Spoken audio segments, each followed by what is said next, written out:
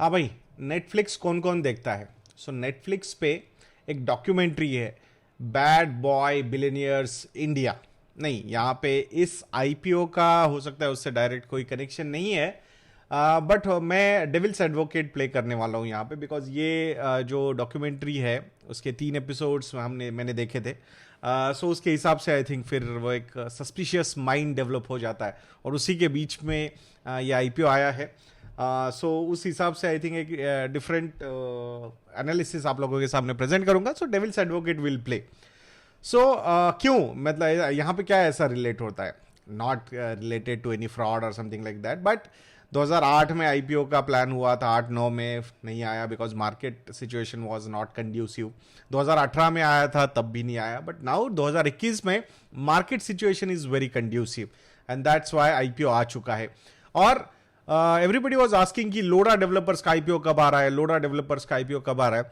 I was also thinking, सो एकदम से बीच में नाम आ गया कि मैक्रोटेक डेवलपर्स का आईपीओ आ गया। सो मुझे लगा भाई ये कौन से डेवलपर्स है? पहले बात तो मतलब पता ही नहीं है, because we know the brand Lodha specifically अगर हम वेस्टर्न इंडिया में बात करते हैं, मुंबई एंड पुणे की, so everybody knows this name. काफ़ी प्रीमियम वैल्यूएशन पे इनके फ्लैट्स विलाज वगैरह बेचे जाते हैं, and people pay also for that, so nothing wrong in that.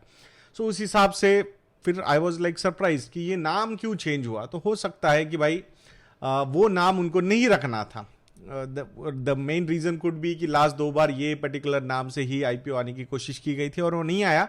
और 2019 में उनकी एक सब्सिडरी थी मैक्रोटेक डेवलपर्स, वो मर्ज हो गई लोडा डेवलपर्स में, एंड जो एंटिटी मर्ज जिसके अंडर मर्ज हुई उसका नाम नहीं दिया गया, बट जो एंटिटी मर्ज हुई उसका नाम कंपनी को दिया गया। That's what, and there is nothing wrong, मतलब दिस इज नॉर्मल यार, मतलब उसमें कुछ ऐसा नहीं है।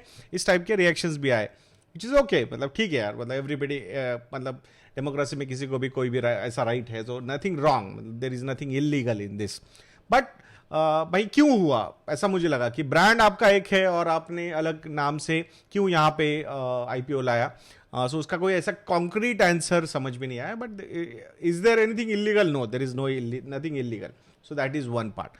अब दूसरी बात, रियल इस्टेट का आईपीओ है, रियल इस्टेट प्लेयर है लोधा डेवलपर्स, और काफ़ी प्रीमियम वैल्यूएशन पे फ्लैट्स बेचे जाते हैं। I know, I have seen so many projects of these. बहुत सारे मेरे दोस्त थे, बहुत सारे जो पहचान के लोग हैं, उन्होंने इसमें बाय किया हुआ है, फ्लैट्स को बाय किया हुआ है, विलास भी बाय किया हुआ है। सो nothing wrong in that. So real estate stock या फिर रियल इस्टेट प्लेयर्स के जो स्टॉक्स है, जैसे कि डीएलएफ हुआ, यूनिटेक का तो एक बहुत ही खराब एग्जाम्पल है हमारे पास, सोबा डेवलपर्स हुआ, ऐसे बहुत सारे, गोदरेज प्रॉपर्टीज है। सो बहुत सारे real estate players are there. तो यहाँ पे ओवरऑल एज अ सेक्टर की हम बात करेंगे, what is the problem of this particular sector. So एक बहुत ही एक्सपोनेंशियल ग्रोथ इस सेक्टर ने देखी थी बिटवीन 2005 टू 2015, और आफ्टर 2015 थोड़ा सा स्लगिशनेस इस सेक्टर में आता हुआ नजर आया है। I will not be surprised, this particular sluggishness can continue up to 2025 also. So एक 30-40% का exponential growth का एक decade हमने देखा था between 2005 to 2015, and now एक sluggish decade हम देख रहे हैं between 2015 to 2025. इसके बीच में बहुत सारी चीज़ें हुई, मतलब एक तो डिमोनेटाइजेशन हुआ, उसके चक्कर में रियल एस्टेट को बहुत बड़ा इम्पैक्ट हुआ। देन जीएसटी आया, तो उसके रिलेटेड, उसकी वजह से भी अंडर कंस्ट्रक्शन प्रॉपर्टीज़ में काफ़ी ज़्यादा जीएसटी लग रहा था। बाद में जीएसटी के रेट्स वगैरह कम किए गए, but I think that thought process is still there कि I am paying something extra, so that's why जो इनिशियल लेवल की डिमांड होती है वो थोड़ा बहुत तो मार खाई जाती है। और तीसरा रीज़न है इसके पीछे का why real estate could be sluggish, that is affordability. Because एक नया बंदा जब जॉब करने जाता है, उसकी अगर इनिशियल सैलरी 30-35 हज़ार रुपये की है, और उसको अगर घर लेना है तो वो घर मिनिमम 40-50 लाख में अगर उसको मिल रहा है, so how that particular person is going to afford that home. So that is the biggest problem we have. So affordability is the question. 2005 में एक जो इंजीनियर था उसको जॉब मिलता था, 20,000 रुपये की तनख्वाह होती थी, 15-20 हज़ार रुपये की, 7-8 लाख में घर मिल जाता था, घर से 2-3 लाख रुपए मिल गए, 4-5 लाख रुपए का लोन लिया, 4-5 हज़ार रुपये का ईएमआई आ गया, डन। उसके ऊपर आईटी के ज़्यादा से ज़्यादा होते थे, मतलब स्पेसिफिकली जो हमने देखे हैं, जो आईटी सेंटर्स है बेंगलोर, हैदराबाद, पुणे, मुंबई वगैरह, सो वहाँ पे डिमांड काफ़ी ज़्यादा बढ़ गई उसके चक्कर में, एंड प्लस आईटी रिलेटेड थी, तो एक ऑन साइड की ट्रिप करके आए तो आपको मिल गए 10-15-20 लाख रुपए, हो गया आपका लोन भी चुका दिया, सारी चीज़ें हो गई, गाड़ी ले लिया, घर हो गया, शादी हो गई, I think all initial financial goals are complete, but वो सिचुएशन अभी होती हुई नजर नहीं आ रही, and that's why the demand, जो एक्चुअल डिमांड होनी चाहिए रियल एस्टेट की, वो यहाँ पे नजर नहीं आती है, जेन्युइन डिमांड इनिशियल लेवल की। उसके बाद ये जो प्रीमियम लेवल के डिमांड होते हैं कि भाई मैंने एक घर था वो बेचा, दूसरा ले लिया, सो दूसरे में थोड़ा सा खुद को अपग्रेड कर लिया, सो ये इनिशियल लेवल पे जब ये सारी चीजें होती है तो ऑटोमेटिकली ये कैस्केडिंग इंपैक्ट ऊपर की प्राइसेस पे होता, मतलब अच्छा होता है, वो यहां पे होता हुआ नजर नहीं आ रहा है। सो that is the biggest problem of real estate sector, ये हमें समझना होगा, एंड दैट्स व्हाई फिर यहां पे अगर सिर्फ मैक्रोटेक डेवलपर्स की हम बात करते हैं तो 20,000 करोड़ रुपए का मार्केट कैपिटलाइजेशन हो सकता है कंपनी का after listing.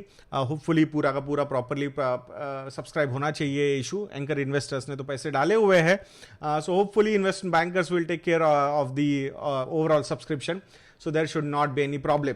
So but I think 20,000 crore का मार्केट कैपिटलाइजेशन और अराउंड 15 से 16,000 करोड़ रुपए का डेट है कंपनी पे। Company is planning to decrease down this debt. 2500 crore rupees का आईपीओ है ये, जिसमें से 1500 करोड़ रुपए they are planning to repay the debt, and बचा हुआ 1000 करोड़ रुपए के साथ लैंड बाय करना चाहते हैं या फिर नए प्रोजेक्ट्स में वो दिमाग लगाना चाहते हैं और ज्यादा इन्वेस्टमेंट्स करना चाहते हैं। So all those things are there, so let's all see कि कैसे कैसे ये सारी चीजें होती है, but it is going to be a risky proposition, that's what I feel.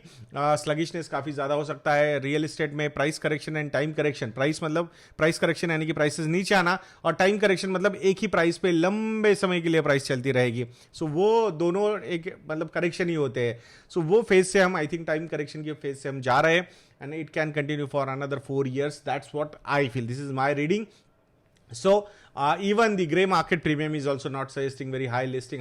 20-22 रुपए का ग्रे मार्केट प्रीमियम यहाँ पे नजर आ रहा है, मतलब 4 से 5 रुपए का लिस्टिंग गेन अभी मार्केट दिखा रहा है। We do not know, normally what we have seen 40-50%, 30-40% के ग्रे मार्केट प्रीमियम के साथ भी स्टॉक्स डिस्काउंट पे लिस्ट हो रहे हैं in recent times. So that is going to be a big challenge, and that's why it's always better कि भाई थोड़ा सा रिटेल इन्वेस्टर जो मेरे रिस्क प्रोफाइल का है, मैं तो दूर ही रहना चाहूंगा इन सब चीज़ों से। सो इंटरेस्टिंग थिंग है, let's see, let's watch. I think investment bankers will make it sure कि इशू सब्सक्राइब हो जाएगा अच्छी तरीके से, but grey market is not suggesting the same कि बहुत बढ़िया लिस्टिंग होगी कंपनी की। So let's all see and wait. मैं आशा करता हूँ ये छोटा सा वीडियो आपको अच्छा लगा होगा। If you people feel that we are doing a good job, so please visit investanna.in, and हमारे जो रिसर्च प्रोडक्ट्स है जैसे कि रेडीमेड मॉडल पोर्टफोलियोज जो आपको आपके ओवरऑल इन्वेस्टमेंट में काफ़ी हेल्प कर सकते हैं। स्टॉकोमीटर प्लस जहाँ पे 150 से 200 कंपनीज को हमने रेट किया है, उनके बारे में लिखा है, वीडियोज है बहुत सारे वहाँ पे, उसका प्रीमियम कंटेंट का एक्सेस आप लोगों को मिलेगा। एंड म्यूचुअल फंड MFAdna.in, इस पे अगर आप सब्सक्रिप्शन लेते हो तो मोर देन 200 म्यूचुअल फंड्स को हम एवरी मंथ रिव्यू करते हैं 10 पैरामीटर्स पे, वो भी काफ़ी हेल्पफुल हो सकता है आपके म्यूचुअल फंड पोर्टफोलियो मैनेजमेंट में। मैं आशा करूंगा आप investanna.in को विजिट करेंगे। इसके रिलेटेड कुछ क्वेरीज है, कॉल कीजिए, ईमेल लिखिए, will be more than happy to help you to solve your queries. So next video तक के लिए मुझे आज्ञा दीजिए दोस्तों, जय हिंद।